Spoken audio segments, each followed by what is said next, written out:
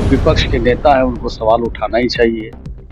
लेकिन जो अभी 5-7 दिन विधानसभा बिहार में खुला और मानसून सत्र ही था, तो मानसून सत्र में जब उनको बिहार का मुद्दा इतना बेजोड़ लग रहा है, बिहार को गारत पे पहुंचाने की वहाँ सरकार काम कर रही है, तो उनको विधानसभा में आके ये बात बताना चाहिए कि बिहार की सरकार यहाँ की जनता की अनदेखी कर रही है, यहाँ की समस्याओं को अनदेखी करती है। लोग पूरी तरह से एनडीए के साथ हैं। उपचुनाव में हमको टिकट मिले तब, विधानसभा में टिकट मिले तब हम लोग एनडीए के साथ ही चुनाव लड़ेंगे। और सिर्फ उत्तर प्रदेश में नहीं, बिहार में भी और झारखंड में भी, और इसके अलावा अन्य राज्यों में भी जो चुनाव होने वाले हैं, हो रहे हैं, उसमें भी उनके साथ मिल बैठ के हम लोग चुनाव लड़ेंगे। जो भी घटना हो रही है बहुत दुखद है, उसकी जितनी निंदा की जाए बहुत थोड़ी होगी।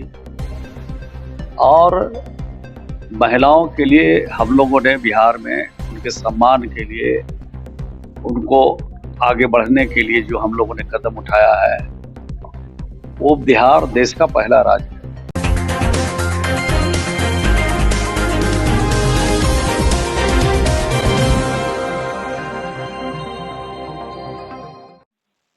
नमस्कार, मैं कीर्ति और आप देख रहे हैं जीके न्यूज। अभी हम मौजूद है जेडीयू प्रदेश कार्यालय पर। हमारे साथ मौजूद है बिहार मंत्री श्रवण कुमार जी। सर, बहुत बहुत स्वागत है आपका। धन्यवाद।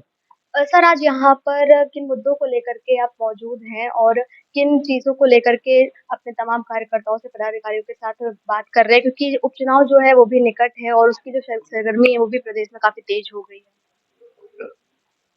आज हम लोग मुख्य रूप से संगठन के बारे में समीक्षा कर रहे हैं और संगठन को किस तरह से और मजबूती प्रदान की जाए और संगठन के माध्यम से और लोगों को कैसे जोड़ा जाए कि आने वाले 2027 के विधानसभा के चुनाव में इसका हमारी पार्टी को भी और हमारे जो गठबंधन है उसका इसका लाभ मिल सके।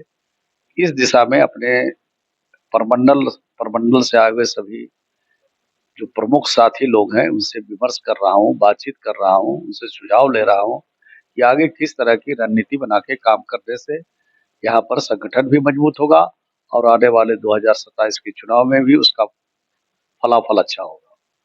सर, बिहार की राजनीति जो है वो भी काफी गरमाई होती है। तेजस्वी यादव जी जो है लगातार निशाना साधते रहते हैं। कहते हैं कि डबल इंजन की सरकार में जुड़ गए हैं, लेकिन विकास जो है वो तीव्र गति से आगे नहीं बढ़ रहा। अभी बाढ़ का समय था, बारिश के समय जिस तरह के हालात बने हुए थे बिहार में, उसको लेकर भी उनकी तरफ से कई बयान सामने आए। वो तो विपक्ष के नेता है, उनको सवाल उठाना ही चाहिए। लेकिन जो अभी 5-7 दिन विधानसभा बिहार में खुला और मानसून सत्र ही था, तो मानसून सत्र में जब उनको बिहार का मुद्दा इतना बेजोड़ लग रहा है, बिहार को गारत पे पहुंचाने की वहाँ सरकार काम कर रही है, तो उनको विधानसभा में आके ये बात बताना चाहिए कि बिहार की सरकार यहाँ की जनता की अनदेखी कर रही है, यहाँ की समस्याओं को अनदेखी करती है। तो वो तो 7 दिन तक एक दिन भी दर्शन उनका नहीं हुआ और अखबार में, मीडिया में वो बराबर चलते रहते हैं। अच्छी बात है, चलना चाहिए, लेकिन उनके पास कोई सोच नहीं है, विजन नहीं है। वो तो विरासत में उनको जो चीजें मिली है उसके हिसाब से वो काम करते हैं, लेकिन उनके पास टिकाऊ कोई मुद्दे नहीं है। सर, उपचुनाव की बात हम कर रहे थे, तो उपचुनाव को लेकर के क्या कुछ रणनीति बनाई गई है और कितनी सीटों को लेकर आप चर्चा कर रहे हैं पार्टी के साथ, एनडीए के साथ, कितनी सीटों पर लड़े? हम लोग पूरी तरह से एनडीए के साथ हैं। उपचुनाव में हमको टिकट मिले तब, विधानसभा में टिकट मिले तब हम लोग एनडीए के साथ ही चुनाव लड़ेंगे। और सिर्फ उत्तर प्रदेश में नहीं, बिहार में भी और झारखंड में भी, और इसके अलावा अन्य राज्यों में भी जो चुनाव होने वाले हैं, हो रहे हैं, उसमें भी उनके साथ मिल बैठ के हम लोग चुनाव लड़ेंगे। तो महिलाओं की स्थिति जो बनी हुई है अभी, प्रदेश हो देश हो, काफी दयनीय है। कितनी घटनाएं सामने आ रही हैं और कार्रवाई ठीक तरह से होती नहीं है। तो जेडीयू क्या इसको प्रमुखता से अपने मुद्दे में उठाएगी, आगे आने वाले चुनाव में अपने मैनिफेस्टो में इसे शामिल करेगी? देखिए, जो भी घटना हो रही है बहुत दुखद है, उसकी जितनी निंदा की जाए बहुत थोड़ी होगी।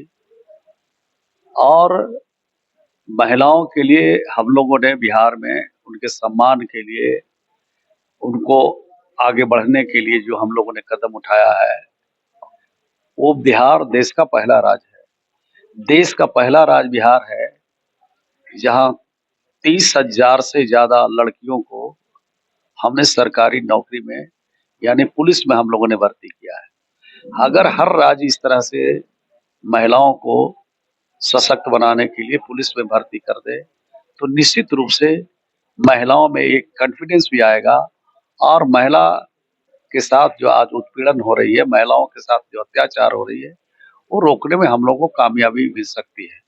इसके साथ ही और भी सरकार को विशेष तौर पर महिला सुरक्षा की दिशा में पहल करनी चाहिए ताकि महिलाओं पर किसी तरह का अत्याचार नहीं हो। उनको इसको रोकने में सरकार को पूरी पहल करनी चाहिए और जिन राज्यों में यह घटना ज्यादा हो रही है उसमें विशेष तौर पर भारत सरकार को भी ध्यान देना चाहिए। सर एक अंतिम सवाल ये रहेगा कि जिस तरह से राहुल गांधी कांग्रेस ने एनसीपी के साथ गठबंधन किया है जम्मू कश्मीर में चुनाव को लेकर के, उस पर योगी आदित्यनाथ का बयान आया है कि ये जो गठबंधन है ये राष्ट्र के हित में नहीं है, राष्ट्र के लिए काफी खतरनाक साबित होने वाला है। देखिए, हर पार्टी का अपना अपना विजन है, सोच है, उनका अपना अपना काम है। अब किस पार्टी के साथ कौन गठबंधन कर रहा है, कौन उसके साथ चुनाव लड़ रहा है, उनको उनके व्यक्तिगत पार्टियों की अपनी नीतियां हैं, उसके हिसाब से काम हो रहा है। उनको करना चाहिए, उसमें हम लोग कोई हस्तक्षेप नहीं कर सकते हैं और ना उस पर हम लोग कोई दखल अंदाजी कर सकते हैं। तो अभी हमारे साथ मौजूद थे श्रवण कुमार जी, जिनका कहना है कि पार्टी का गठबंधन वो उनका व्यक्तिगत निर्णय है, बाकी अपनी पार्टी को मजबूत करने के लिए वो आज यहाँ पर मौजूद है और सभी जो पदाधिकारी हैं जो प्रकोष्ठ को संभाल रहे हैं सभी से बस एक फीडबैक लिया जा रहा है ताकि पार्टी का जो जनाधार है उसे मजबूत किया जा सके। कैमरा पर्सन के साथ में कीर्ति, जी के न्यूज़।